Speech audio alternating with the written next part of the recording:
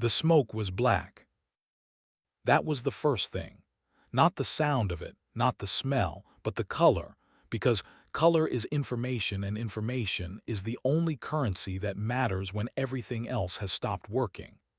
Black smoke meant fuel burning. Black smoke meant something that was supposed to stay intact had been breached in a way that could not be reversed. Dirk Rohn had seen black smoke rising from things that should not be burning many times in his life, in places very different from a high desert training site in southeastern Colorado. And he had learned long ago that the color told you, before anything else, how serious the problem was. The problem was serious. He stood at the edge of the eastern ridgeline 200 feet above the canyon floor, a flat shelf of red sandstone beneath his boots, and he looked down through his binoculars at the smoke rising from the arroyo below. The late October sun was hard and direct at this altitude, the kind of sun that flattens shadows and shows you everything with clinical indifference. He could see the vehicles down there. He could see the way they sat wrong, at angles no vehicle would choose under its own power. He could see the dust still settling from whatever had happened 60 seconds ago, or maybe it was 90, because in moments like this time moves strangely and the brain edits what it records. He was 61 years old. He had 24 years of active Army service behind him, and after that another 9 years of civilian observer work that had taken him to training sites across 6 states and 2 overseas locations. He had watched soldiers under pressure for 33 years. He believed, as a consequence, that he knew what soldiers were capable of and where the limits of that capability lived.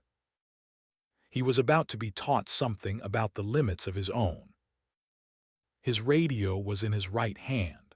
He had last spoken into it 11 minutes ago, before the collapse, before the smoke, when everything on the exercise net was ordinary, and the only concern on the ridgeline was the standard concern of any live fire exercise, that everyone would stay in their lanes and nobody would do anything that created a problem. Now there was a problem. He did not speak into the radio. He told himself later that he was gathering information before he transmitted. He told himself that was standard procedure, that transmitting before you fully understood the situation created confusion rather than clarity. These things were true. They were also not the whole truth.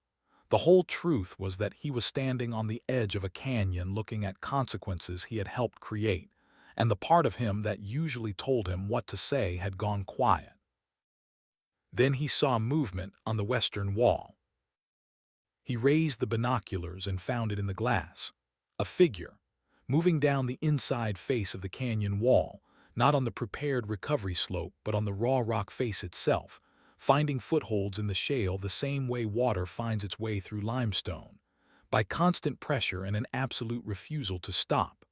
Full combat load, long rifle across the back, muzzle down, cross-body sling keeping it tight against her so it could not swing out and destroy her balance. Moving with the kind of controlled speed that takes years to learn, and a certain kind of person to actually use.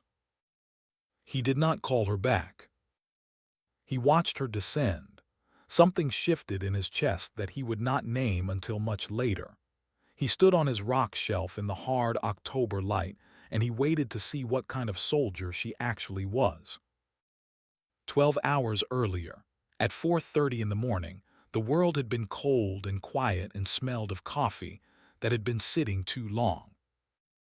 The Observer-Controller-Trainer briefing room at Fort Carson was a prefab structure that the post had labeled temporary 11 years ago and had quietly stopped calling temporary somewhere around year 4. It had concrete floors and fluorescent lights, and a folding table with an urn that kept the coffee at exactly the wrong temperature, hot enough to scald but not hot enough to be satisfying.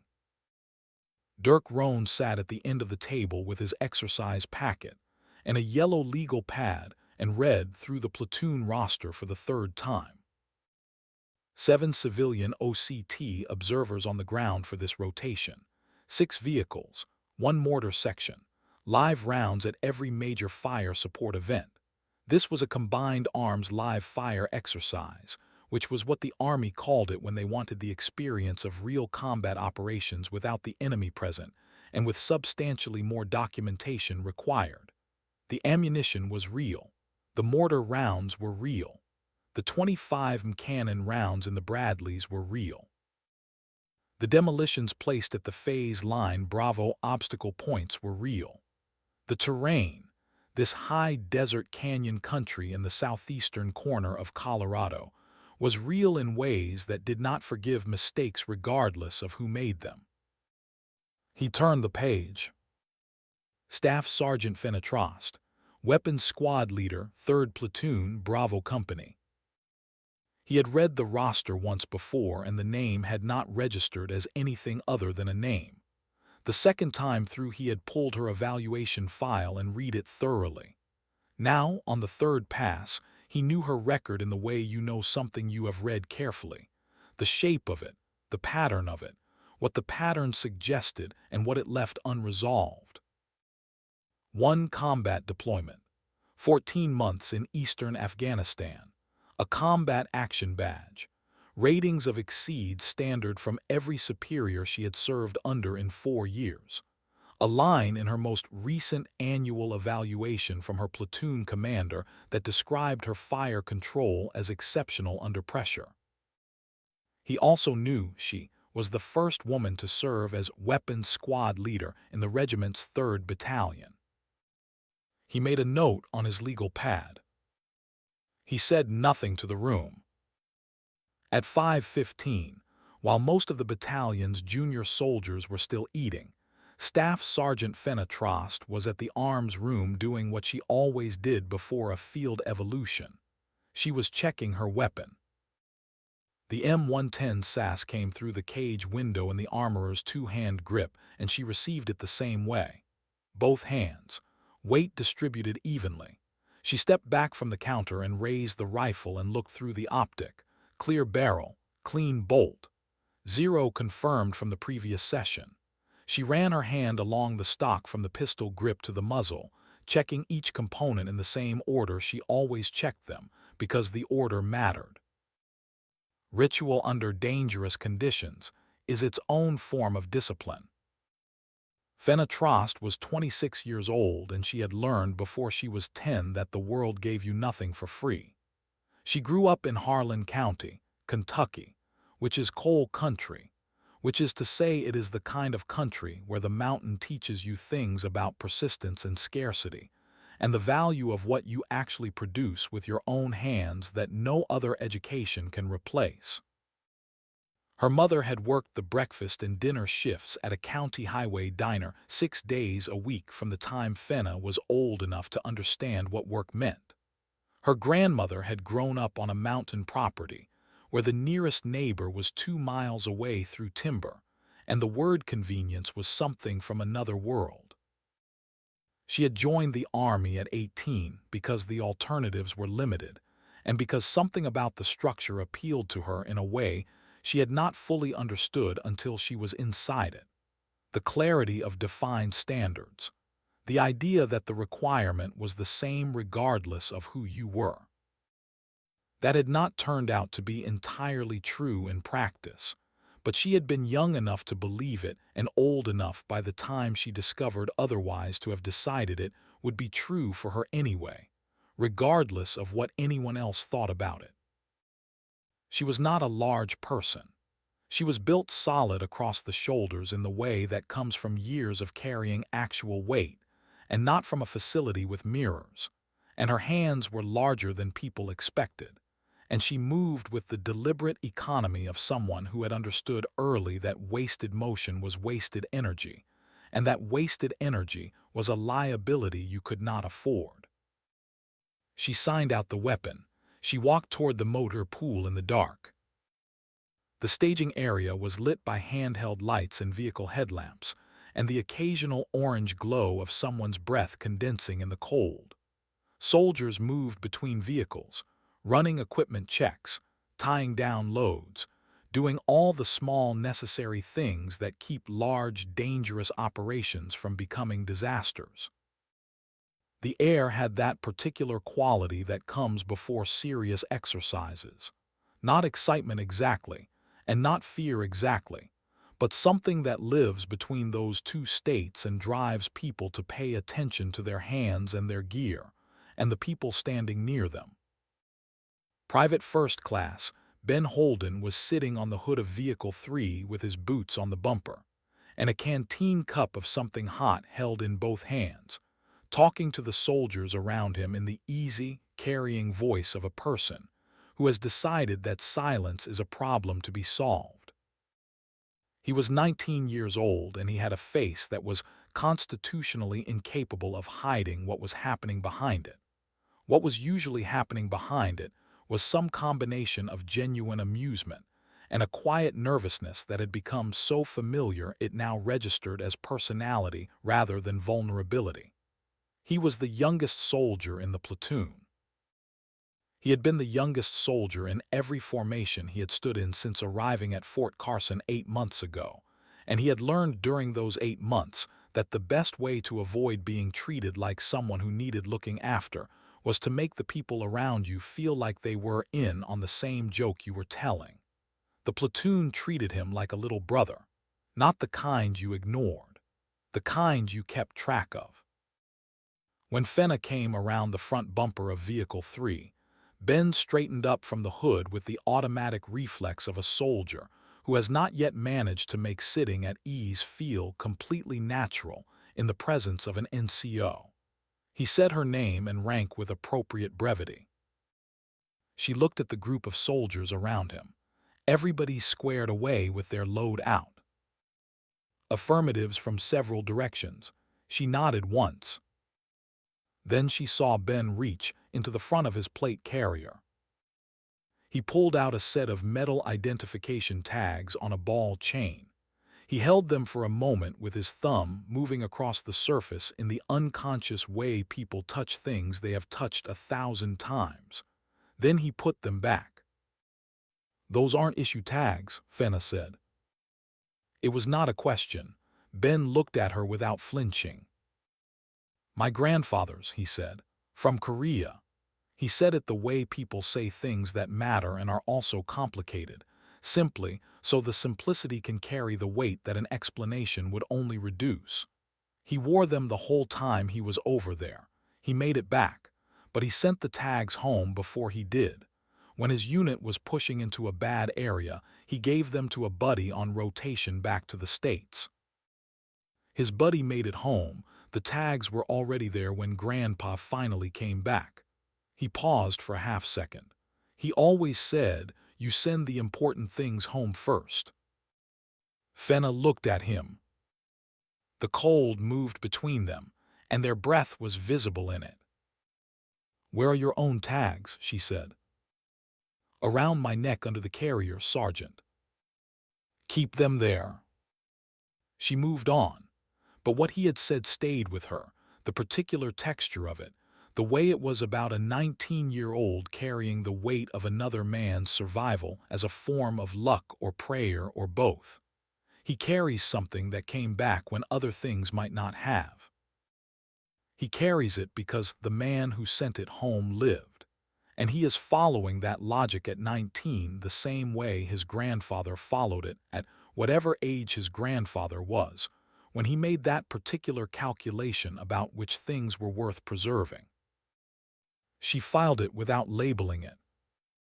At 600, in the first full gray light of morning, she put 5 rounds through the M110 SAS at 200 meters at the battalion's pre-combat range. Each round went where she told it to go. She pulled the target and noted the group was 3 centimeters left of the point of aim. She adjusted the scope by 2 clicks and fired twice more. Both rounds landed inside the original group, centered. Staff Sergeant Fenna Trost had a natural understanding of long rifles that she had never been able to explain fully, even to herself. It was not instinct in the way people romanticized instinct. It was geometry. It was the accumulated product of thousands of hours learning how a round changes in flight and why, and what you did about it before the change happened rather than after. She could feel, in a way she could not teach and had stopped trying to teach, when a shot was going to be good before she pressed the trigger. From the edge of the range safety boundary, Sergeant First Class Seth Canmore stood with his arms crossed and watched her shoot with an expression that said nothing, which was where Seth Canmore's expressions generally lived. From 30 yards farther back, Dirk Rohn stood with a clipboard and watched her shoot. She put both confirmation rounds inside the original group. He made a note. He did not change his expression either. 20 minutes later, Seth found Dirk outside the operations center and handed him a 2-page document.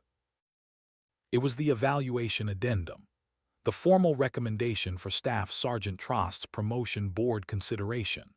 Seth's endorsement was on it. The platoon commander's signature was on it. The line from the platoon commander read, again, exceptional under pressure, and there was a sentence below that called her the most technically proficient weapons squad leader the writer had served alongside in 14 years as a commissioned officer. The only signature absent was the senior observer controller's. Seth was 47 years old with the kind of face that gives you its information slowly, the way people who have been in dangerous places long enough learn to control what they offer. He had 22 years of service, 5 combat deployments, Iraq twice and Afghanistan twice and Syria once. He had come back from each of them with fewer assumptions and more certainty about what the word reliable actually meant when applied to a person under real conditions. He had filed his retirement paperwork that morning, not as any kind of statement. The paperwork had been ready for a week, and the Human Resources Office had said 1st of November, and this was the 31st of October. He had driven it over before the exercise brief. Simple as that. He waited while Dirk read. Dirk read it. He handed it back. "I'll sign after the exercise," he said. Seth held the document. Something moved behind his eyes, but he had too many years behind him to let it out. "Any concerns I should know about," he said. "No concerns. I make a practice of endorsing performance I've personally observed." "She's had 12 supervisors in 4 years of service," Seth said. "Every one of them signed." "Good," Dirk said. "Mine will be a formality then." He walked away. Seth stood in the cold with the unsigned document in his hand. He held it for a moment, looking at nothing in particular, and then put it in his cargo pocket and went to find Fenna. He found her behind Vehicle 2, checking the cargo tie-downs for the second time. She checked each strap twice. He had noticed this about her before. She checked things twice not because she distrusted herself, but because she had decided that the cost of a second check was always lower than the cost of not checking.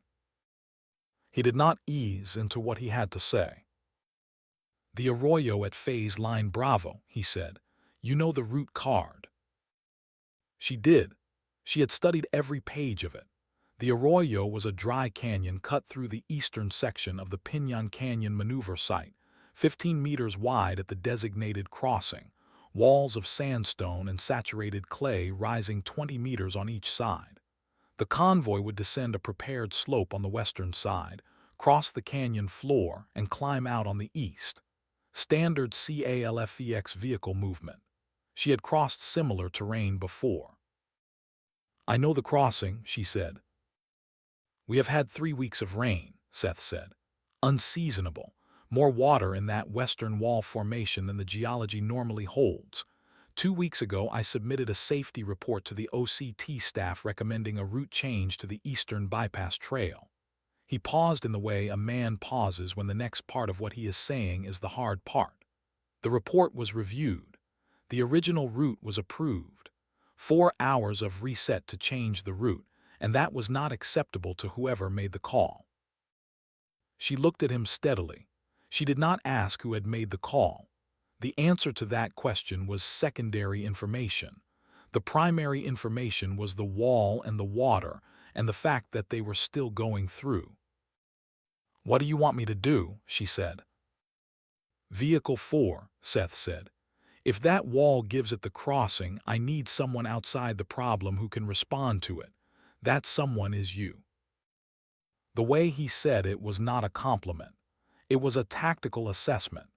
He had looked at the situation, and he had determined who he trusted most in the position where trust mattered most. She understood the difference between those two things, and she appreciated it. "Understood," she said. He started to turn. She said his name, and he stopped. "My grandmother had a saying," she said. She said it without any frame around it, without apology or preamble. She grew up on a mountain in Harlan County. Old country saying, the kind that comes from when survival was something you negotiated every day rather than just talked about. She let a beat pass. She used to say, if you can breathe, you can fight. Seth stood still for a moment with his hands at his sides. "Good saying," he said. "It helped," she said. "When things got hard enough that I needed something to hold on to, it helped." He left. She went back to the tie-downs. 6 feet behind her, standing beside an equipment bag he had not been opening, Private First Class Ben Holden had heard every word of it. He would carry that phrase through the rest of the morning without knowing he was carrying it. He would say it again before the day was over, in a darker place than this staging area, to someone who needed it far more than he did in that moment. He did not know that yet. At 900, the convoy moved out. 6 vehicles in column, heading east through the Pinon Canyon maneuver site in the hard morning light. This was not a backdrop designed to look like somewhere else. This was 1,700 square kilometers of southeastern Colorado shortgrass prairie and canyon country as it actually existed, as it had existed long before the Army designated it for training, as it would exist long after everyone on this particular rotation had been discharged and gone home. The grass was autumn yellow. The sky was the uncompromising blue of high-altitude October. The canyon walls, where they appeared along the route, showed their geology in the horizontal banding of orange and rust and the dark, almost maroon color that sandstone takes on when it has been saturated long enough. Fenna rode in Vehicle 4 with the M110 SAS vertical in the mount beside her right knee.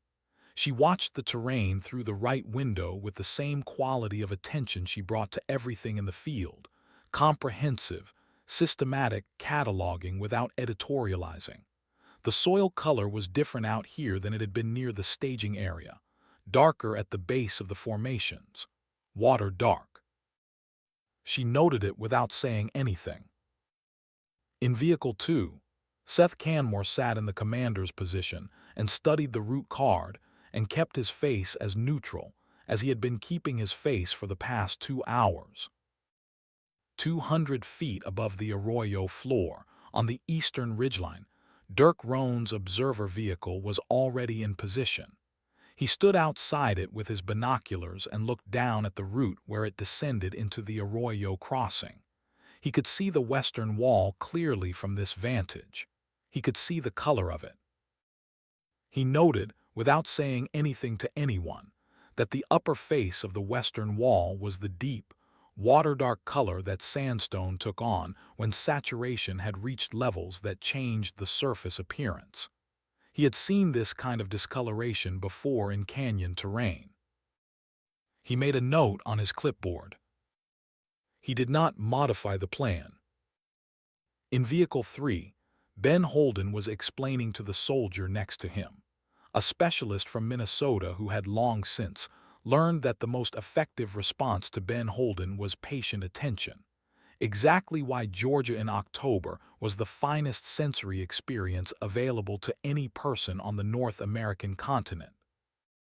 He was describing the color of sweet gum trees at peak autumn, the particular and unrepeatable combination of orange and deep red and a yellow that was almost gold, and the quality of the afternoon light through pine stands along a creek bottom. And he was describing these things with the precision of someone who had paid very close attention to the places he loved without quite knowing Why, he was paying such close attention, until the moment arrived when he needed to put it into words. He reached into the front of his plate carrier. He touched the tags. He took his hand away. He said to nobody in particular, "My grandfather used to say, if you can breathe, you can fight." The dumbest and truest thing I ever heard a grown man say. The soldier from Minnesota did not respond. They were close to phase line Bravo now. Everyone in the vehicle felt the shift that comes when real things are about to begin. The air gets tight. The body becomes more aware of itself. The small sounds of a moving vehicle, the engine, the gear, the rattle of equipment in its mounts, all of it gets louder somehow, as if your attention has turned up the volume on the world. The convoy slowed at the top of the descent. Vehicle 1 nosed down the prepared slope and entered the arroyo. Vehicle 2 followed. Vehicle 3 moved to the top of the slope and held. Vehicle 4, Fenna's vehicle, held behind it. She was watching the western wall.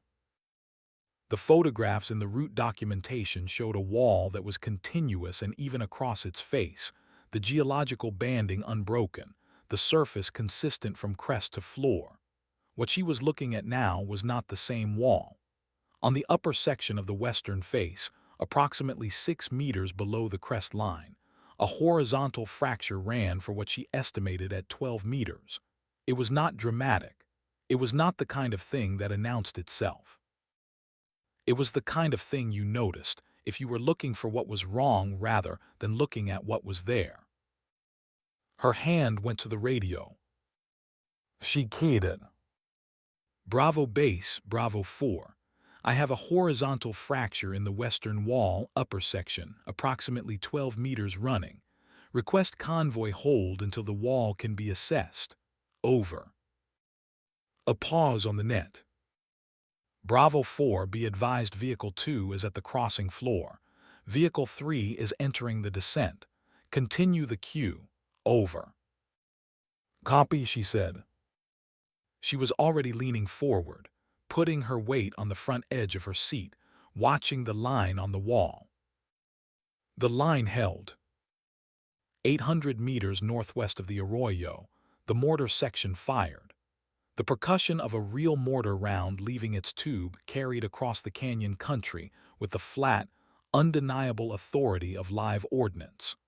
A moment later, the impact registered through the ground. That deep concussive push through the earth that travels faster than the sound of it and arrives in the soles of your feet before you hear it. A second round. A third. The fire for effect mission. Real rounds on a real impact point, delivering the exercise's scheduled fire support scenario. The canyon received those vibrations through its geology and transmitted them upward through the western wall's formation. And something in that wall, something that had been holding on through 3 weeks of saturation and had been holding on for the past 60 seconds of the convoy's passage, and had been holding on for the past 3 days of the mortar section's scheduled preparatory fires, decided in that moment that it had held on long enough. The seam moved. For 1 second it was still just a widening crack and not yet a disaster, and in that 1 second Fenna's hand found the door handle and her body started moving, because her body understood before her conscious mind could form the sentence that a widening crack in a saturated wall above 2 vehicles was not a situation you observed. It was a situation you moved away from, or toward, depending on where you were and what you had been told. Then the wall came down. Not in pieces, in a mass. The entire upper section of the western face released from the clay beneath it and fell for 1 full second as a single enormous slab before it broke apart, and the sections hit the arroyo floor with a sound that was less like an explosion and more like the earth deciding to rearrange itself without asking anyone's permission first. Stone and clay and 20 meters of saturated formation came down on the crossing and on Vehicle 2, and on the floor of the arroyo where Vehicle 2 had been moving. Vehicle 2 disappeared. The mass of it fell across the vehicle's rear section and carried it sideways and down into the displaced earth. The cab was visible for a moment at a terrible angle, and then the dust rose and covered it, and the dust was the color of the wall that had just become the floor. Vehicle 3 caught the trailing edge of the collapse. The main mass had already spent itself by the time it reached the third position, but enough force remained in what was left to push Vehicle 3's front end down into the disturbed earth and tilt it at an angle that told Fenna at a glance it was not going anywhere under its own power.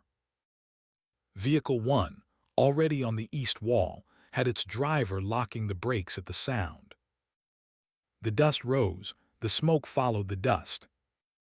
Fenna was out of Vehicle 4 before it stopped rocking from the vibration of the impact. She was standing at the top of the descent and she was running the calculation. What is happening? Where are the people? What can actually be done and in what order? Vehicle 2 was buried. Last known position, crossing floor, central section. Cab angle suggested the structure was compromised. Vehicle 3, disabled. Nose down. 2 soldiers visible on the far side up moving slowly. Black smoke, rising from Vehicle 2's position. Not gray dust smoke. Black fuel smoke. Something was burning that should not be burning, and the source of what was burning was somewhere in the wreckage that was now covering the place where Seth Canmore had been sitting. Her driver was behind her. He was saying something about the wall and holding position and waiting for the quick reaction force, and the words were accurate and they did not matter. She said, "Get the medical kit from the cargo compartment. Full rope kit too, now." He did not move immediately. She did not say it again. Something in her face produced a clarity of intent that resolved his hesitation, and he went. She looked at the descent. Seth Canmore was in Vehicle 2. Ben Holden was in Vehicle 3. She started down. The western wall was still shedding small rocks, and the descent slope was covered in debris from the collapse, and the air was thick with dust that tasted of clay and old stone. She moved with her left hand finding holds in the rock face, and her right elbow pressed tight against the rifle slung across her back to keep it from swinging out and destroying her balance. She moved the way she had moved through hard things since she was old enough to understand what hard things required. Without performance, without announcement, with only the attention that the next step demanded and the step after that. Behind her, from above, she heard her driver calling her name. She heard the radio crackling with voices from multiple stations. She thought she could distinguish Dirk Rohn's voice in the transmission, but the canyon acoustics were fractured by the collapse, and the words did not reach her as words. She kept moving. She was 12 feet down when she heard Seth's radio carrier key up once and then go silent. Not a voice transmission, just the carrier wave, the ghost of a key, which meant someone was trying to transmit and could not complete the effort. She moved faster. The smoke thickened as she descended. She could see, from this angle, what she could not see from above. The front section of Vehicle 2's cab was buckled, pushed in by the weight of the collapse, and fuel was running from somewhere under the vehicle and reaching a heat source and burning with the slow, building certainty of something that had found what it was looking for. Not an explosion yet. A fire that was working its way toward becoming an explosion. She hit the arroyo floor running. She crossed to Vehicle 2's passenger side and got low and looked through the distorted glass of the window. Inside the crushed cab she could see shapes. She could see movement. She could see a hand against the glass.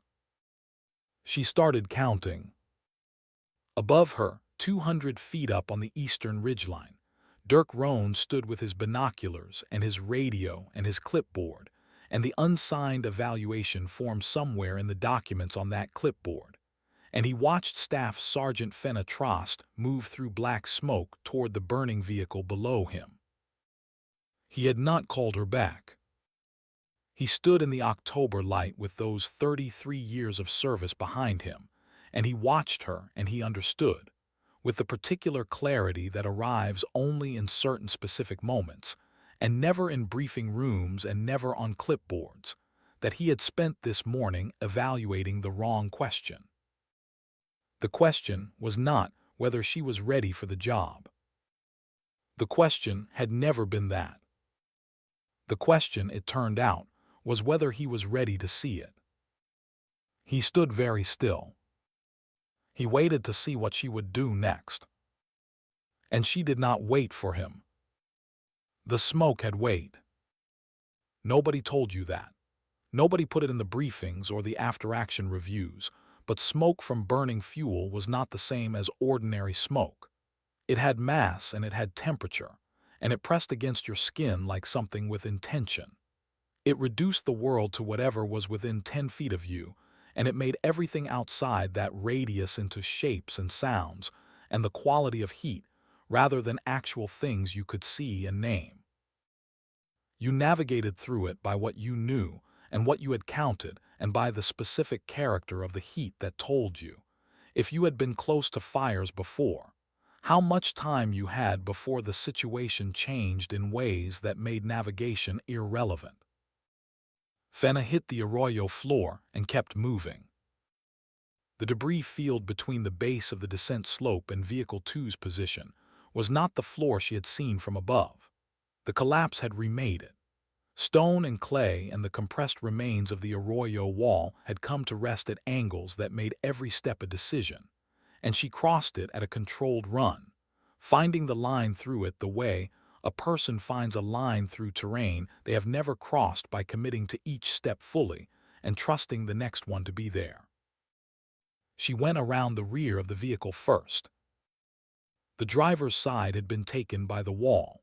The material had come down across the rear half in the driver's door and the rear section of the cab in a mass that was now compressed and integrated with the vehicle in a way that made the driver's side inaccessible from the exterior. The wall material stood higher than her head in places. She registered this, moved on. The passenger side of the cab was visible.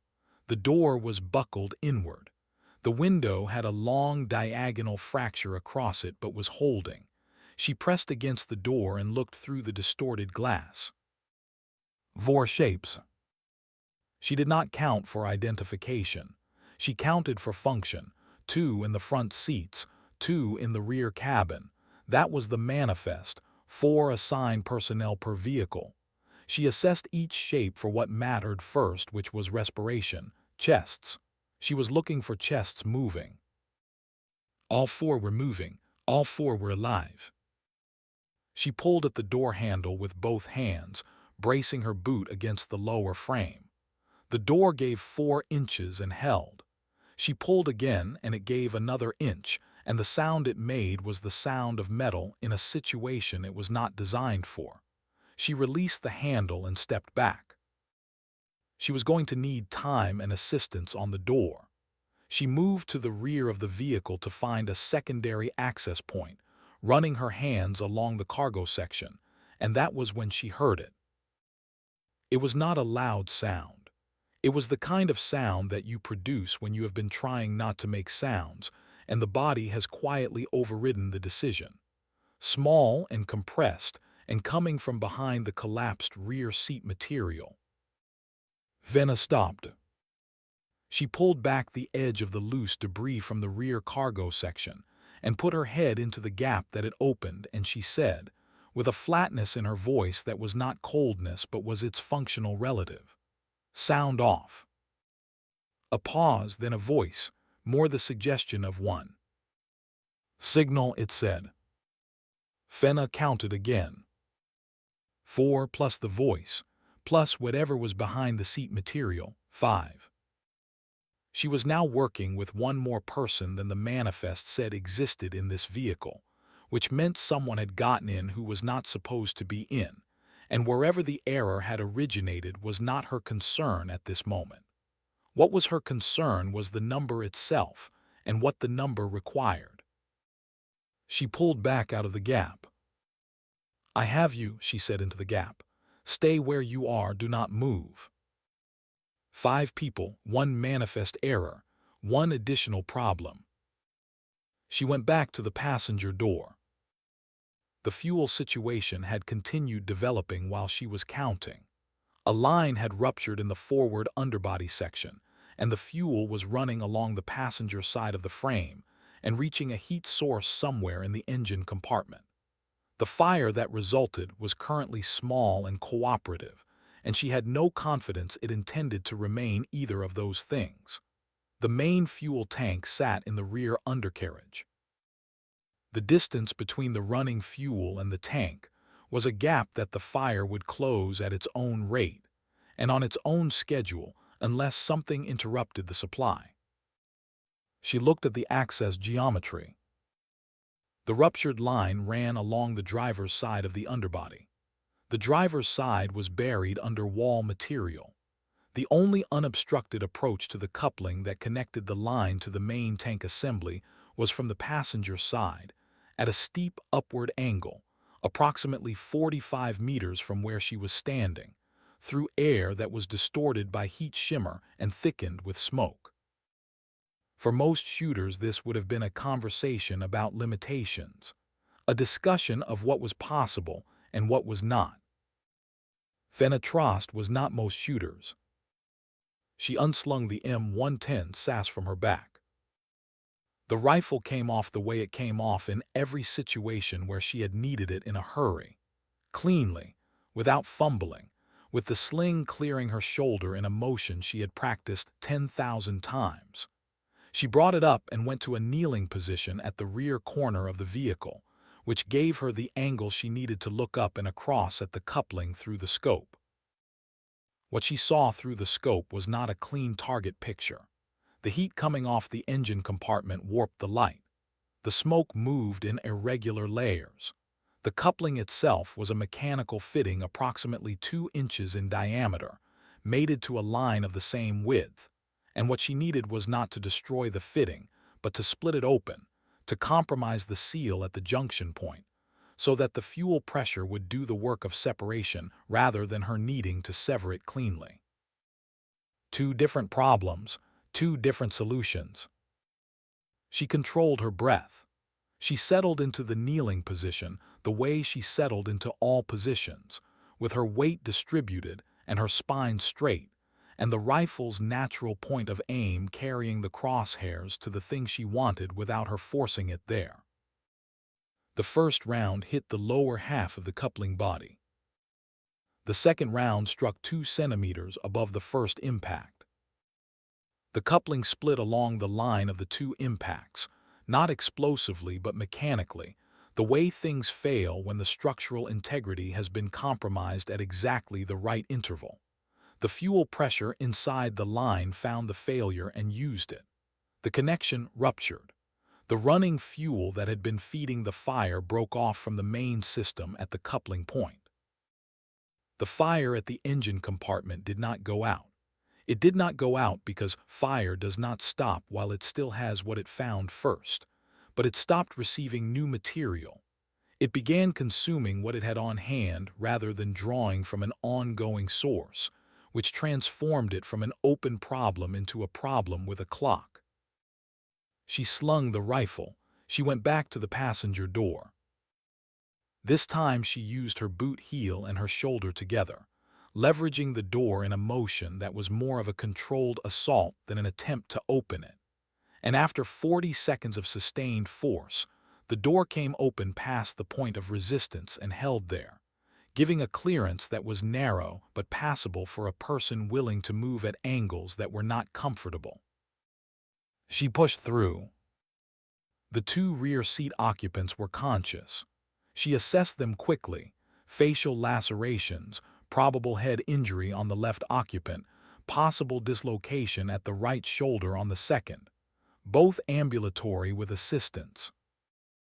She told them what to do in the sequence she needed them to do it, and they did it, and she got the first one through the gap into the open air, and then the second, and they came out pale and unsteady and breathing hard, and she pointed them toward a section of wall material 10 meters out that would give them cover from the heat, and they went.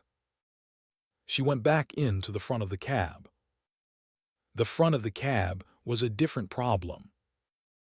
The wall had done its principal work at the front section. The roof had been pushed down by the weight of the collapsed material, and the dashboard had buckled forward and downward, and the entire geometry of the front cabin space was wrong in a way that made even the passenger seat position compressed and irregular. She worked her way into the passenger seat footwell and looked left. Seth Canmore was in the driver's seat. She knew it before she fully processed what she was seeing, because you do not spend several months working for a man without learning the shape of his posture and the way he carries himself in all situations, including situations where the cab around him is crushed and the column has come partly down and his legs are not where they should be. His eyes found hers. He said, "I switched." She thought at first he meant the radio or some vehicle system. She said, reaching across to check his pulse with 2 fingers at his wrist, "Seth, can you move your hands?" Yes, he showed her. He moved both hands. "Your legs." He did not move. He said, "Something has them." She ran her hand along the underside of the buckled dashboard. She found the contact point. The dashboard had come down across both legs below the knee, pinning them against the floor pan without severing. Compression injury. Time sensitive. "Fenna," Seth said. She was still assessing the dashboard. "I need you to hear this before we continue," he said, and there was something in the way he said it, a specific emphasis that was not urgency but was its quieter and more serious cousin, that made her stop and look at him. "The original assignment had me in Vehicle 4, Seth said. "I changed it last night. I did not log the change with the manifest because I did not want it on paper." She waited. "I knew about the Arroyo wall," he said. "I submitted the report. The report was dismissed. I thought through what would happen if the wall went, and I thought through who was best positioned to respond, and the conclusion I reached was that you were best positioned to respond, and I was best positioned to be here." He said it in the same tone a man uses when he is reading a situation report. No drama, just the information. "I put myself in the vehicle most likely to go down," Seth said, "because I knew you would come, because you are the one I trust to come, and because I could not be in 2 vehicles at the same time." Fenna sat back in the footwell for a moment with her hand still on the buckled dashboard. 22 years of service, 5 deployments, a retirement package filed that morning because the paperwork had been ready for a week, and this morning in the dark before the exercise, he had quietly changed a manifest entry and positioned himself in the most dangerous vehicle in the convoy because the math said that was the most useful thing he could do. Not because he had a death wish, not because he was trying to prove something, because he had looked at the problem the way he looked at all problems, with clarity and without sentiment, and he had made the calculation that the best outcome required him to be here rather than somewhere safer. He had trusted her completely, not as a statement, as a strategic decision. She looked at him for a long moment. "The dashboard is on both your legs," she said. "I need mechanical lift to get it off you. I do not have that on my person." "I know," he said. He said it without any particular inflection. "I am coming back." "I know that," Seth said. "I am not going anywhere." She went back out through the passenger gap. She was in the open air beside the vehicle, and she was turning to assess the slope and calculate what was on it that could serve as a lift mechanism when she heard footsteps in the debris field. She turned. Ben Holden was there. He was in full kit, and he had come through the collapse debris the same way she had come through it, at a run that was willing to sacrifice dignity for speed. And he was breathing with the particular intensity of someone who has been running at full effort and has not had time to consider whether they want to stop. He came up to her and he stopped. She said his name. He said, "I know. I told you to hold at Vehicle 3. "I know," he said again. His voice had the quality it got when he had made a decision, and the decision was already past the point of deliberation. "What do you need?" She could have repeated the order. She had the rank and the regulation and the operational logic behind it. She also had an exact and immediate calculation running in the part of her mind that never stopped running calculations, and the calculation said, 2 people for what comes next is more useful than a correctly followed order. Cab front is 2 casualties. One is pinned under the dashboard. I need lift I do not have, and I need someone on the other side of what I am doing. He was already looking past her at the vehicle. He said, "Tell me." She told him what she had and what she needed and where the problem was, and he listened with the focus of a person who understands that this is the brief, and the brief is all there is. They went to the passenger door together. She watched Ben's hands as they worked. They were shaking, not with fear alone, but with the adrenaline response that the body produces in volume when the situation is demanding that volume from it.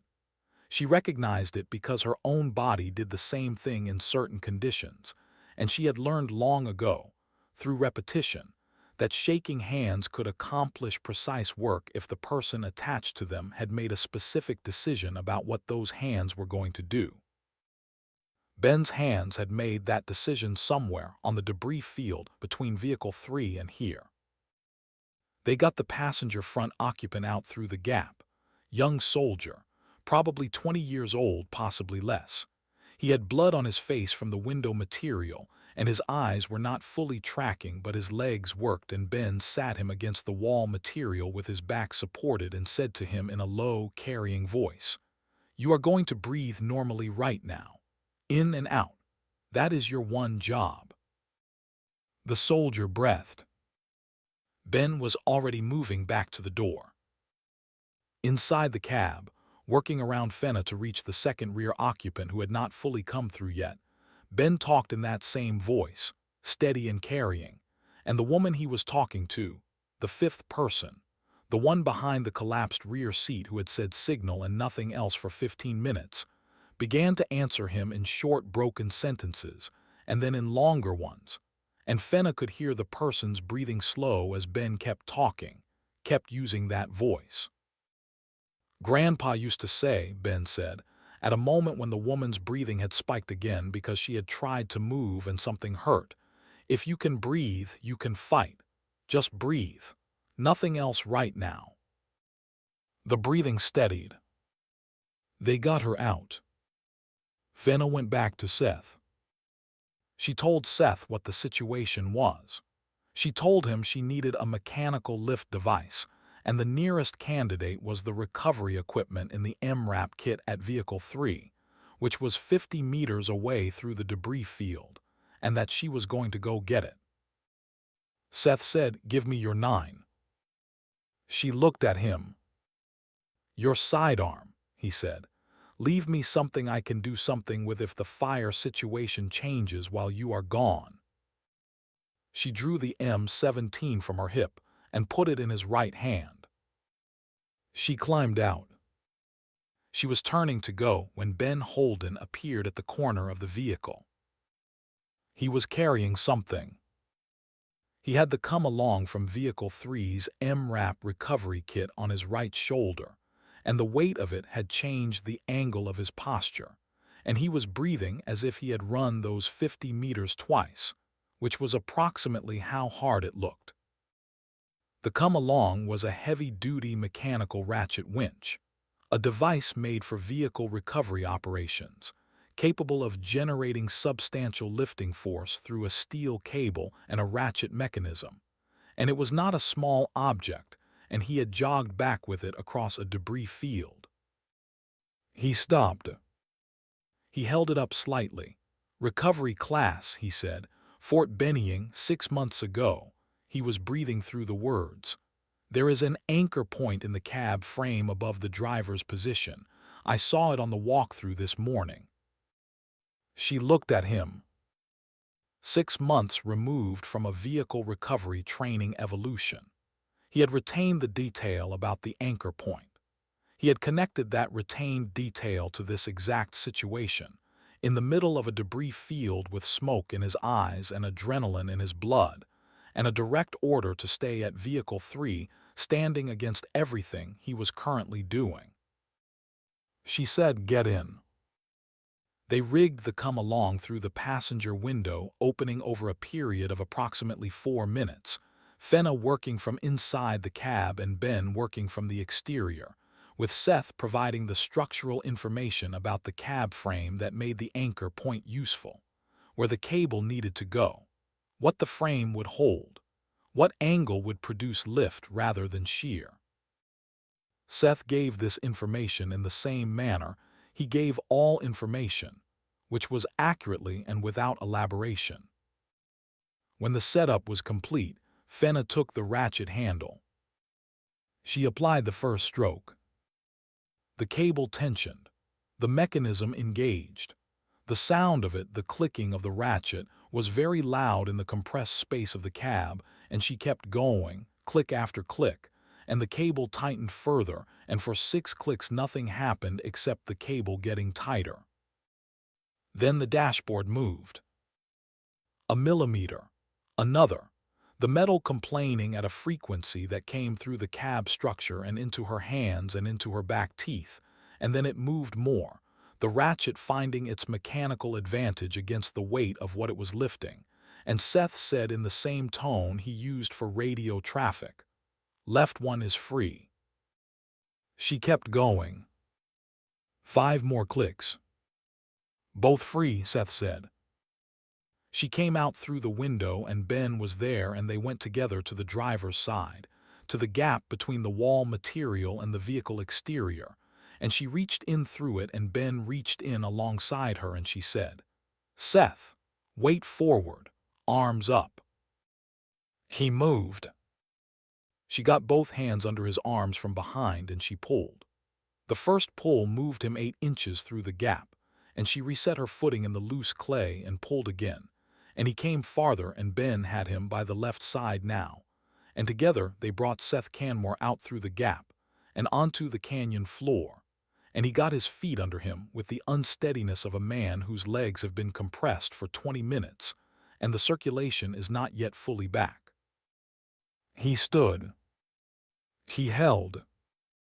He looked around at the canyon floor and the smoke and the people standing in it, and he said, "Bria Day, the 5th person, signal specialist, behind the rear seat." "I have her," Fenna said. She went back in. Getting Bria Day out of the rear cargo section required 11 minutes.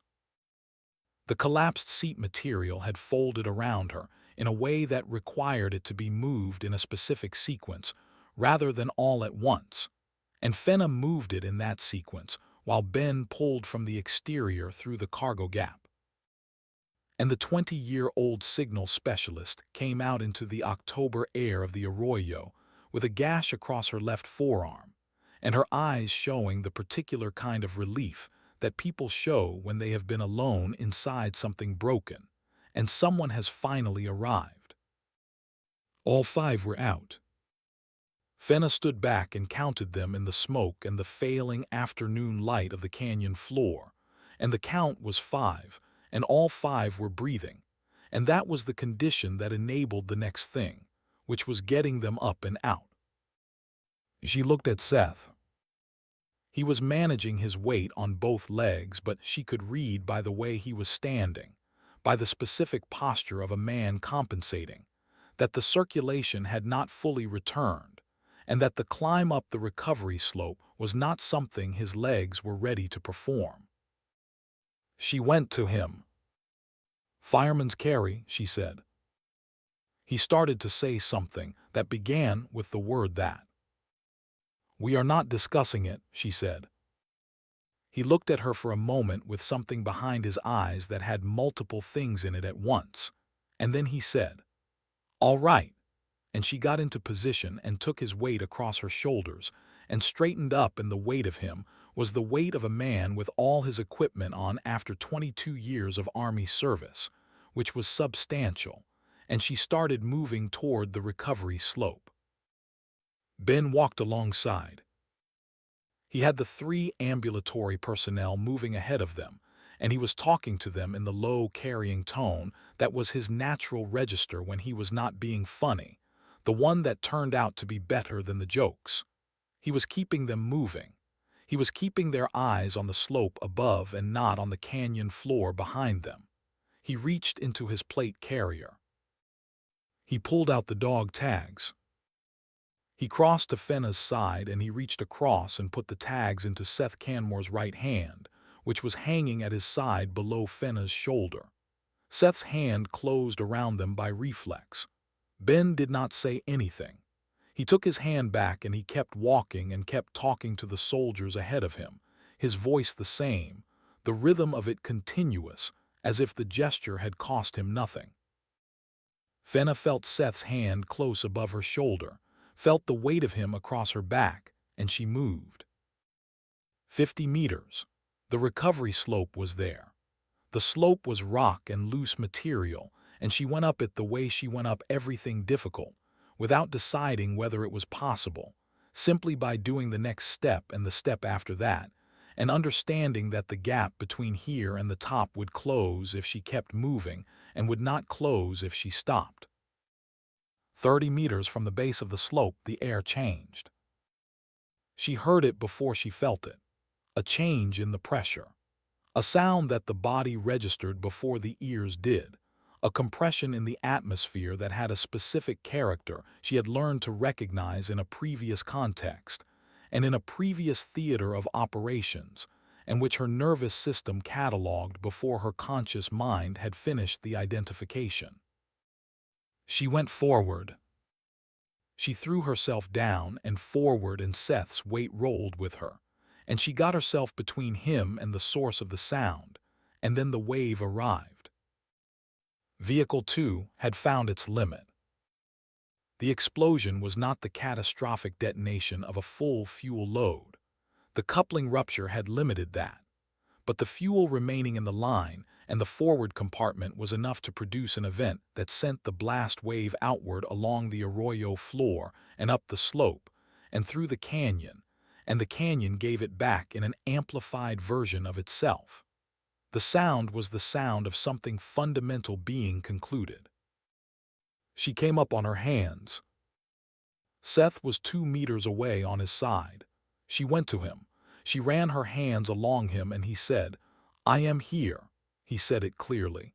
She helped him to a sitting position and his eyes were tracking and his hands were working. She turned to find Ben. He was on his knees. 10 meters behind her in the slope debris, Ben Holden was on his knees with both hands pressed against his chest, one on top of the other, as if he was trying to hold something in. His face had the color of dry clay. His mouth was open. He was not making the sounds that a person makes when they have been hit by something external.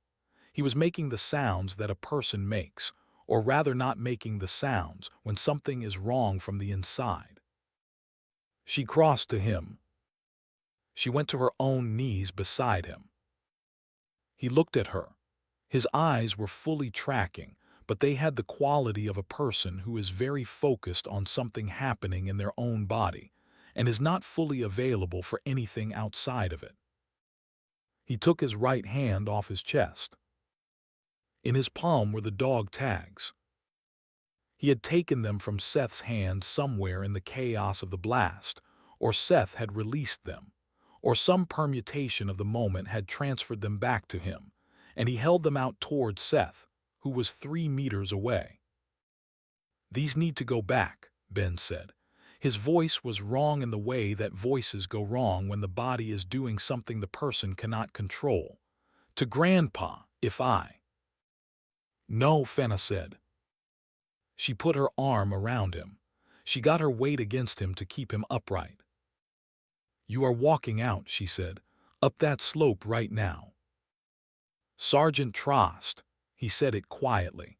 The humor was completely gone from his voice, and what was underneath it, what had always been underneath it, was something simpler and more essential. I do not think I. Ben, she said just his name. She said it with the weight of the words that were going to come after it, so that the name itself carried the preparation. If you can breathe, she said, you can fight. He looked at her. His grandfather's words, her grandmother's words, said back to him in this specific canyon in this specific moment, and the way they landed on him was visible, not as comfort, as information, as the one piece of data he needed right now, which was that the procedure was simple and the procedure was available. Breathe, then the rest. He took a breath. It was not an easy breath, and it was not a complete one, but it was a breath. Yeah, he said it very quietly. Okay. She took his arm across her shoulders.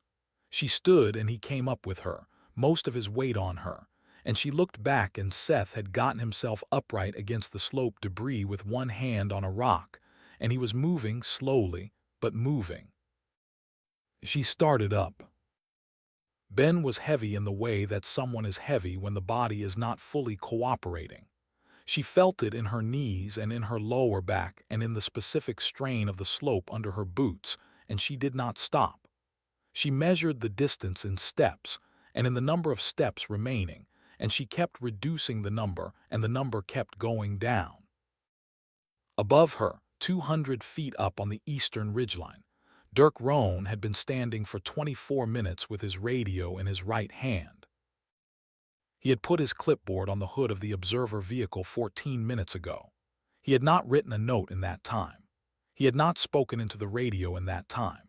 He had stood at the edge of the ridgeline, and he had watched through his binoculars everything that had happened below him, and the watching had done something to him that he was not yet able to name, but that he could feel moving through his chest like a slow rearrangement of things he had believed were settled. He had watched the descent. He had watched her go around the vehicle and assess, and count and go in. He had watched her come back out and unsling the rifle, and go to a kneeling position, and put 2 rounds through the fuel coupling from 45 meters of distorted air, and he had watched the fire stop growing. He had watched the young soldier come out of the debris field with the come along on his shoulder, and he had understood what he was seeing. Not just the object, but the decision that had brought it there, the 6-month-old training memory and the situational application of it, the refusal to accept that the limitation was real. He had watched the fireman's carry. He had watched the blast. He had watched her get up. 33 years of his professional life had been spent in the business of evaluating what soldiers did under pressure. He had seen courage in its various forms, and he had seen the absence of it, and he had seen things that looked like courage at a distance and turned out to be something else on closer examination. He believed he knew what he was looking at when he was looking at it. He keyed his radio. He said, and his voice had none of the quality it normally had on an exercise net, the measured observer's tone, the professional distance. All stations. This is Rohn. Hold all inbound personnel at the rim. Do not send anyone down that slope. Give her room. He put the radio down. He stood at the edge, and he watched them climb. He watched Fenna with the young soldier's arm across her shoulders and Seth coming behind with one hand on the slope wall, and the 3 other personnel moving ahead of all of them. And he watched all of them getting closer to the rim. And he watched it the way you watch something that you are not going to be able to explain to yourself later in the terms you have been using your whole life. He watched Ben Holden's knees go at 12 meters from the top. Not dramatically, not with any announcement. His knees buckled the way a structure buckles when the load has finally exceeded what the structure can hold, and Fenna took more of his weight and he kept moving. 1 foot and then the next. His face was the wrong color. His hands were wrong. He kept moving because that appeared to be the only option he was willing to consider. 4 more meters. Then he sat down.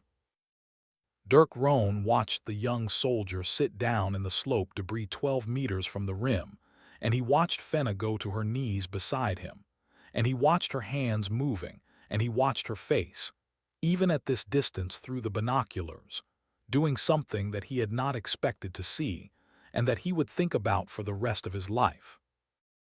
He raised the radio. He pressed the key. His voice, when he spoke, had something in it that had not been there 24 minutes ago. Something that was the sound of a man who has just watched something happen that he is going to have to account for in ways he had not been preparing to account for. "Medic," he said, "get the medic to the slope right now." He did not wait for an acknowledgement. He put the radio down and he walked forward to the very edge of the ridgeline, and he stood at the edge, and he looked down at Fenna beside Ben on the slope, and Seth making his way toward them, and the others already at the rim, and the black smoke still rising from the arroyo floor 200 feet below. He was 61 years old. He had made decisions in his life that he had called good decisions at the time, and had discovered later were not as good as he had called them. He had made some of those decisions about people, about what people were capable of and where their limits were, and whether they belonged in the positions they were asking to hold. He stood on the edge of the ridgeline and he looked down. He did not reach for his clipboard. He did not reach for his radio. He stood very still in the hard October light of the Pinon Canyon ridgeline, and he waited to see what happened next, and he understood with more clarity than he had understood anything on a training site in a very long time that waiting was the only thing he could do, and that he had already done, earlier that morning, the things he could not take back. She made the top of the slope on will, and not much else. Sergeant First Class Seth Canmore was the last one up, the 2 soldiers from Vehicle 3 having already been at the rim for several minutes, and when he reached flat ground, he sat down without being asked to, because his body had completed a transaction and was now presenting the bill.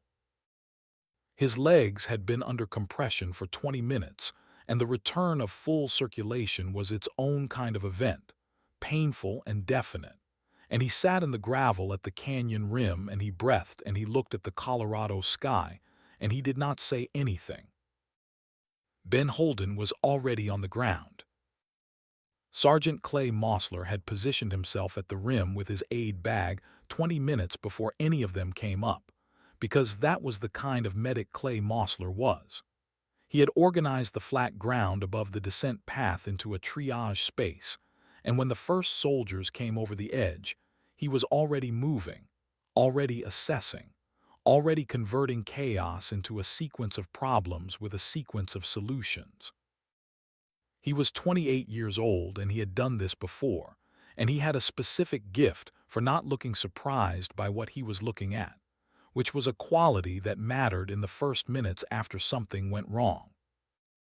He went to Ben first.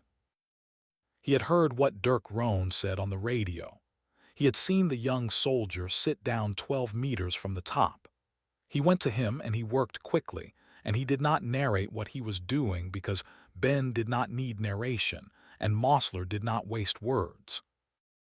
Fenna came over the rim and took 3 steps on flat ground.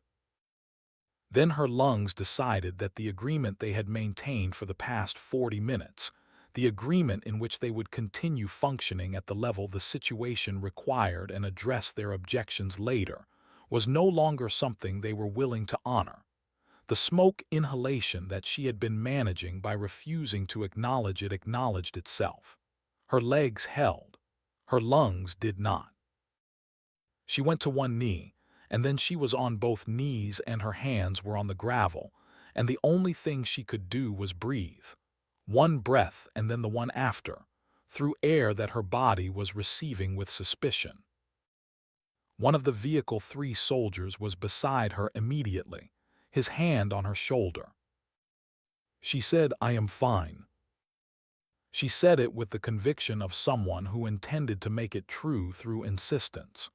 She stayed on her hands and knees for 45 seconds, taking inventory of each breath, and then she stood up. She looked for Ben. Mosler had him, that was enough.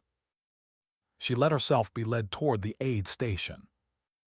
She was on a cot inside the battalion aid station tent when she came fully back to herself, which was approximately 40 minutes later. The tent was erected on the flat ground above the eastern rim, and it smelled of antiseptic and field equipment and the specific combination of urgency and calm that military medicine produces when it is working correctly. The light coming through the tent fabric was the diffused white of late afternoon. She had no clear memory of being brought inside. The M110 SAS was leaning against the tent wall behind her cot. She saw it before she saw anything else. Muzzle down, bolt forward, exactly as she would have placed it herself if she had been the one placing it. Someone had known the regulation about a soldier's weapon remaining in her custody and had interpreted it as generously as possible, which meant they had brought the rifle and placed it where she could see it when she opened her eyes. She looked at it. That rifle had been on her back going down a canyon wall. It was never supposed to go down. It had been the only thing that stopped a fuel fire from becoming an explosion that would have ended all 5 of them. It had done what it was asked to do in a situation that nobody had planned for and nobody had briefed, the same way that the people in the Arroyo had done what they were asked to do, or what they had asked of themselves, which was the same thing. She reached out and put her hand on the stock. It was cold from the tent air and solid in the specific way of familiar things when everything surrounding them has been unfamiliar. And she left her hand there, and she breathed, and she let the breathing do what it needed to do.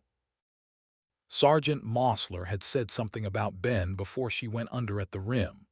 The words had not assembled themselves into meaning before the smoke finished what it had been working on. She knew it was about his heart. She knew it was significant. She did not know the shape of the significance yet, and sitting on the cot with her hand on the rifle stock, she waited for someone to come and tell her. The person who came first was not Mosler. It was a physician's assistant from the battalion medical team, a captain she did not know well, who came into the tent with the expression of someone carrying information they are going to deliver regardless of whether conditions are optimal. He told her about Seth. Seth Canmore had been taken to Evans Army Community Hospital at Fort Carson by air. During the full trauma evaluation there, they had found what the field examination at the rim had not found: a fragment wound to the right upper arm, a piece of spalled material from the .25 ammunition in Vehicle 2's storage locker that had cooked off during the engine compartment fire and sent fragments outward in the seconds before the main explosion. The fragment was small. It had entered through the tricep and lodged against the humerus without penetrating further. It had been there and bleeding from approximately the time of the vehicle fire. She sat with this for a long moment. She had carried Seth Canmore 50 meters with that wound in his arm. She had not known. The smoke had been too thick and the velocity of the situation had been too high, and his arm had been behind her shoulder where she could not see it, and Seth Canmore had not said a single word about it. Not during the carry. Not on the slope. Not at the top. He had helped himself to his feet and she had gone to Ben, and the entire time his arm had been doing what it was doing without his permission. She knew why he had not said anything. She knew it because she recognized the decision in it. Saying it would have slowed things down. Slowing things down was not the calculation he was making. He had committed to his calculation at the beginning of the day and he had executed it without deviation, and a fragment in his arm did not change the execution. She looked at the physician's assistant and said, Is he going to be okay? He said yes. She said Ben Holden. He told her the cardiology consult was ongoing. He told her she should rest. He went back out. She kept her hand on the rifle stock. She breathed. Seth Canmore woke in a bed at Evans Army Community Hospital with his right arm wrapped from elbow to shoulder, and the particular dislocation of a person coming out of anesthesia in a room they did not choose. The light was hospital light in the early evening. The arm registered its condition through a layer of medication that did not fully conceal it. He took stock. Legs present and functional. This was the primary assessment, and it was positive. Right arm, secondary issue manageable. Head, sufficiently clear to be useful. He had been in worse situations. He looked at his right hand. The tags were there, 2 small metal plates on a worn ball chain lying in his palm. He knew whose they were. He had felt them on the slope, and he had understood what Ben Holden had done in placing them there. And he had held on to them through the extraction and the air transport and the surgery because letting go of them in any of those moments had not felt like the right thing to do. He looked at them for a while. Then the curtain beside his bed shifted. Ben Holden was in the next bed, sitting up, watching him with the expression of a person who has been watching for some time and has not yet decided whether being caught at it is a problem. He had a cardiac monitoring lead running from a patch on his chest to a machine on the bedside table that produced a steady, reliable sound. His color was better than it had been on the slope. His eyes were clear. He looked like someone who had come through something and was still in the process of determining what he made of being on the other side of it. Seth looked at him. He held out his right hand, the tags lying in his palm. He said, "These weren't mine to keep." Ben looked at the tags for a moment. He reached across and took them. He turned them over in his hand, his thumb moving across the worn surface the same way it had moved across them in the staging area that morning. In the automatic motion of something touched so many times, the motion no longer requires a decision. Then he pressed them flat against his chest. Over the monitoring patch.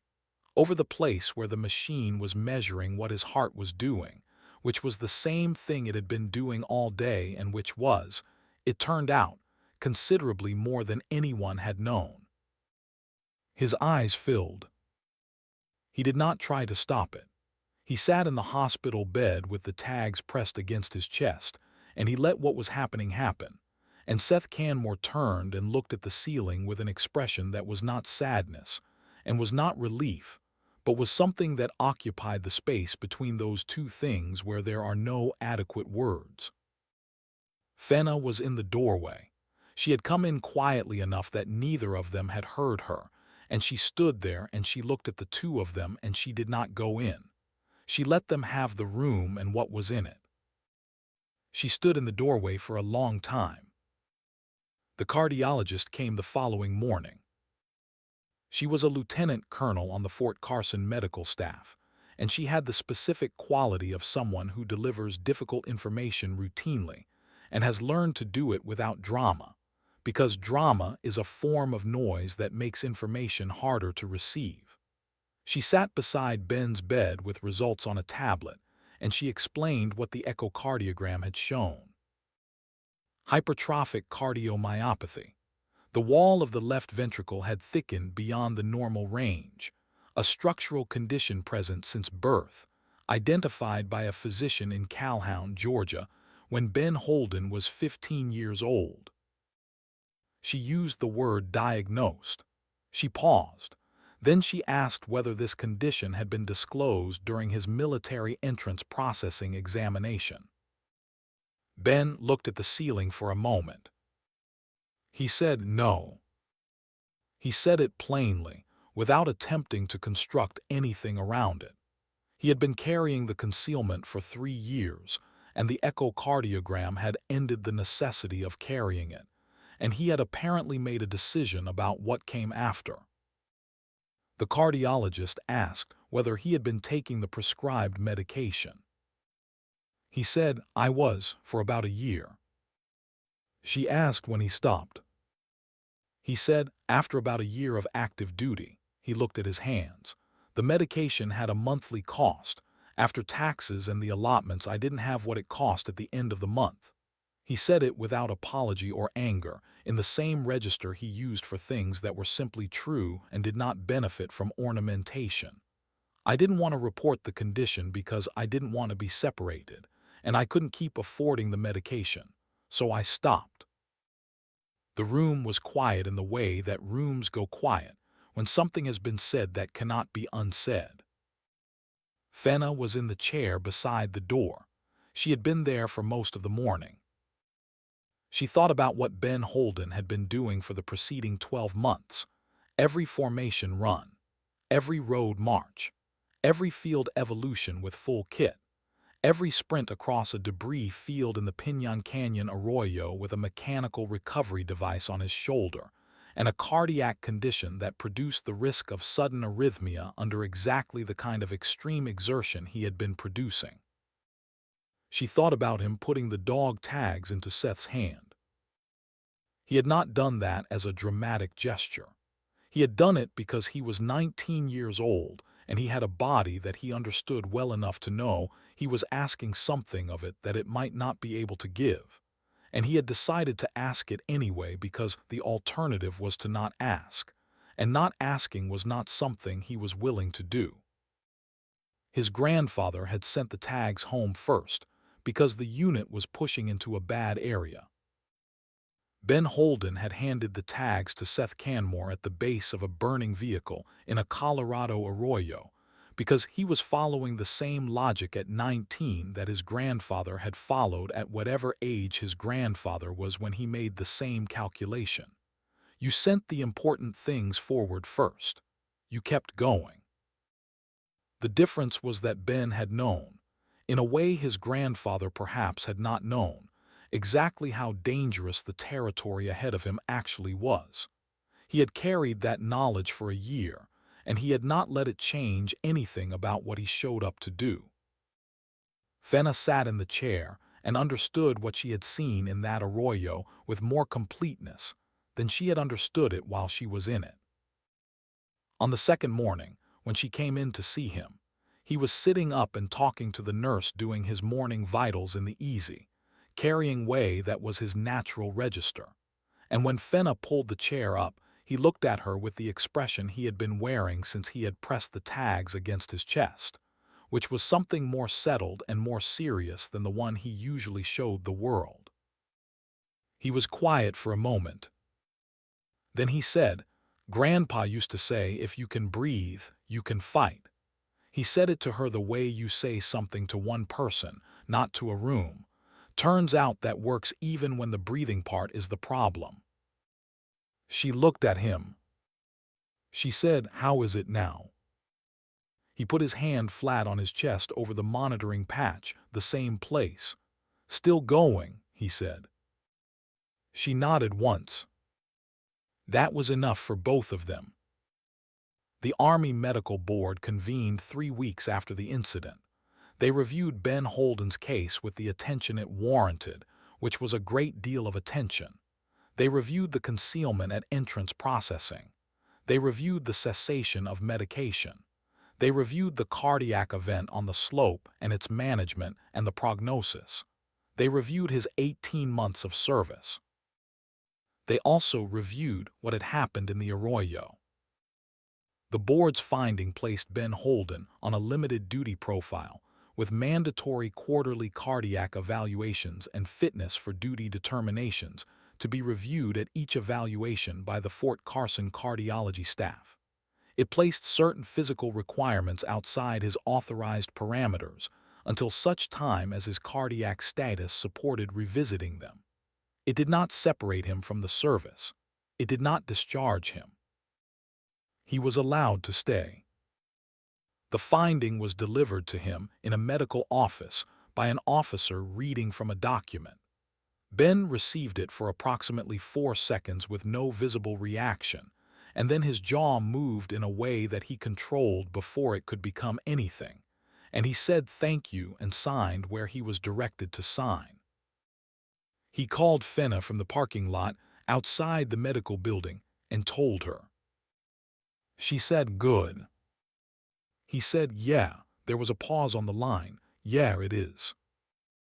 The ceremony took place on a Monday morning in November, on the main formation area at Fort Carson, under a sky that was the deep clear blue of high-altitude October extended into November, with a wind off Pikes Peak that made the flag stand out straight and caused every person in the formation to square their shoulders against it without quite deciding to do so.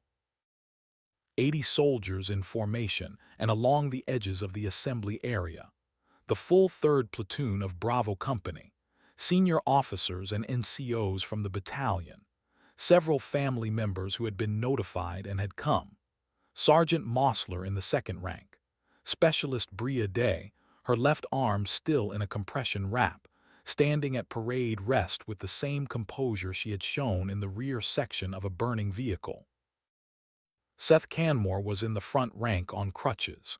He used them with the resigned precision of a man who had been told he needed them, and had decided that if he needed them, he was going to use them correctly.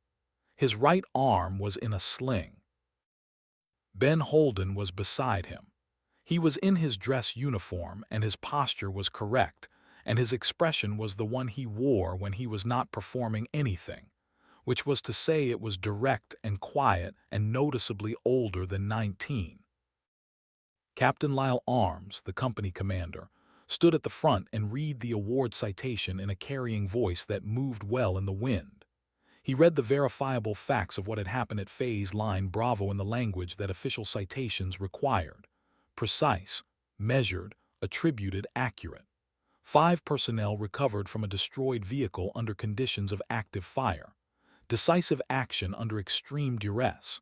Specific and extraordinary valor in circumstances equivalent to combat. The language was correct.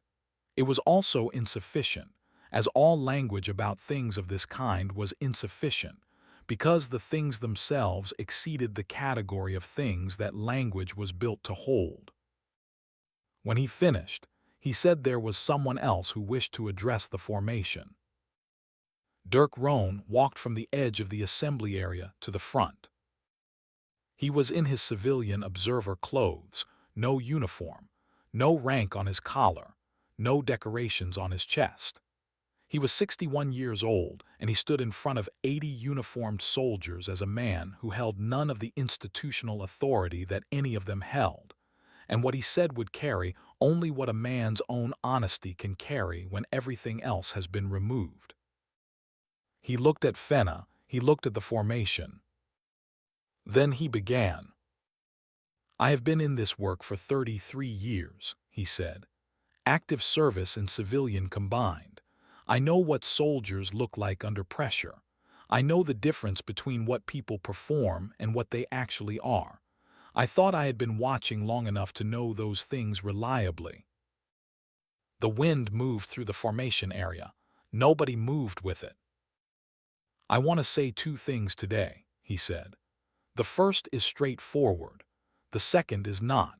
I am going to say both of them because I have spent 33 years being someone who required honesty from other people, and I am not willing to stop extending that requirement to myself in the moment it becomes inconvenient."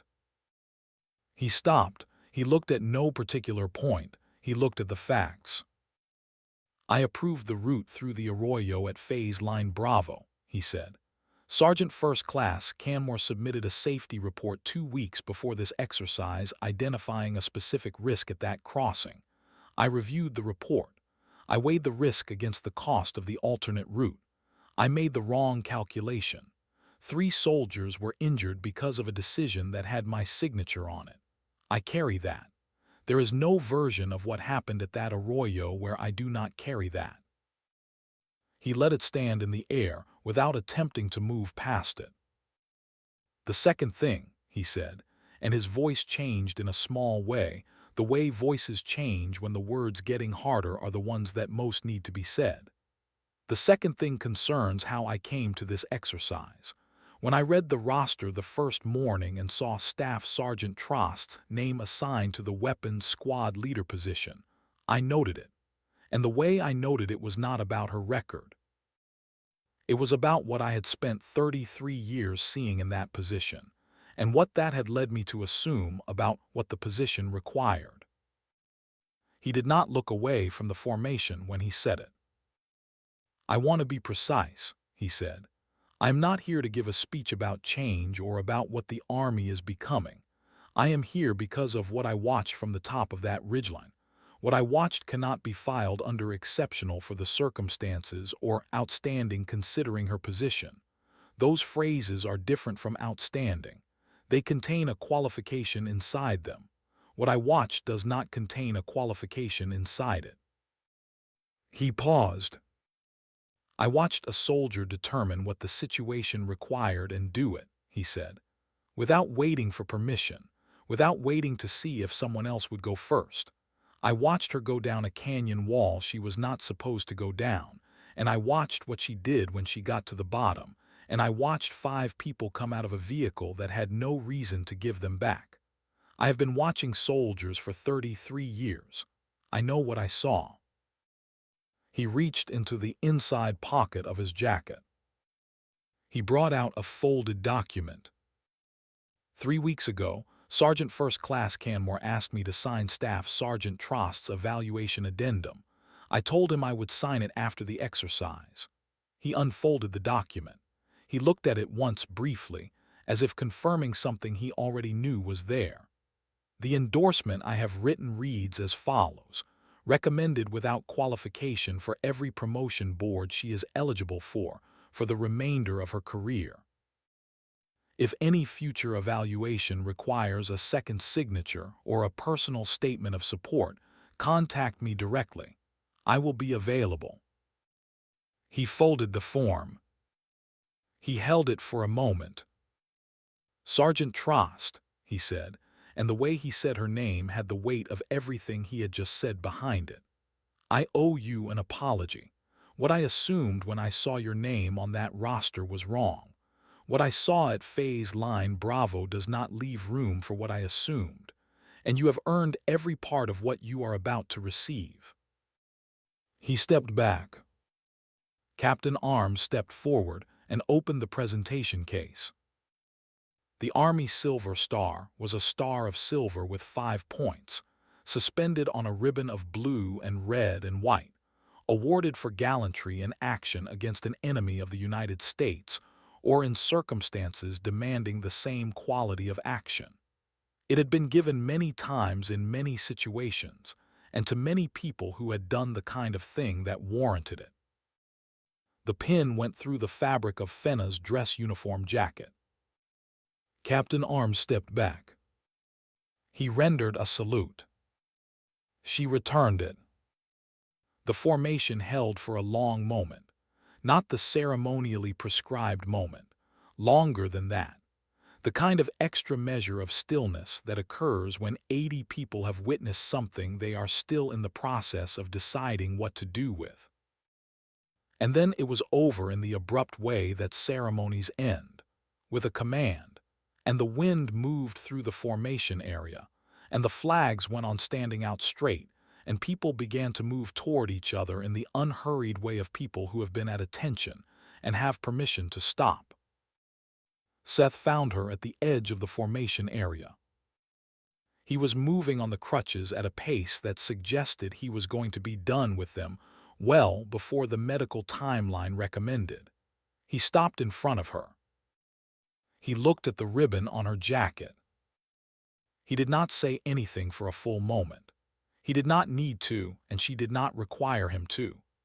The thing between them, what they had been through, and what they had done, and what Seth had done before either of them arrived at the canyon floor, the decision he had made in the dark the night before the exercise that had put all of it in motion, lived in the silence between them and was complete. He put out his hand. His right hand, the one that had held the dog tags on the slope. She took it. 3 years later, on a Tuesday morning in October, Staff Sergeant Fenna Trost stood at the front of a training classroom at Fort Morin, Georgia, which was what Fort Benning was called now, and she looked at the 8 candidates sitting in the chairs in front of her. 8 people at the beginning of something. 8 faces showing the version of attention that people show when they are trying to determine what kind of thing this is going to be and what it is going to require of them. 3 of them were women. 5 of them were men. They ranged in age from 20 to 28, and they were there to qualify for the Weapons Squad Leader course, the certification that would authorize them to lead weapons squads in line units. They had not yet led anything in a crisis. They did not yet know what they were. Fenna picked up the dry erase marker from the tray below the whiteboard. She turned to the board. She wrote in the center of it, in letters large enough to read from every chair in the room, 7 words. If you can breathe, you can fight. She put the cap back on the marker. She did not explain where the words came from. She did not explain the arroyo at Phase Line Bravo, or the western wall that had come down in the October rain, or the fuel fire that had been stopped by 2 rounds at 45 meters through obscured air. She did not explain a 19-year-old from Calhoun, Georgia, dragging a recovery device across a debris field with a cardiac condition that could have killed him at any step of the way. She did not explain a platoon sergeant who had filed a safety report and then put himself in the vehicle most likely to prove the report correct, because that was what the math said the situation required. She did not explain a 61-year-old man standing in front of a formation and saying the things he had needed to say for 3 weeks and possibly for much longer than that. Some things you did not explain to people who were not yet ready to understand them. Some things you put in front of them and let them carry the weight of what they were, and let the moment of understanding arrive when it arrived, which was when it needed to, which was when the situation made it necessary. She put the cap back on the marker. She turned to the 8 candidates. She said, "Let's get started." Sergeant First Class Seth Canmore retired from the Army 6 months after the ceremony.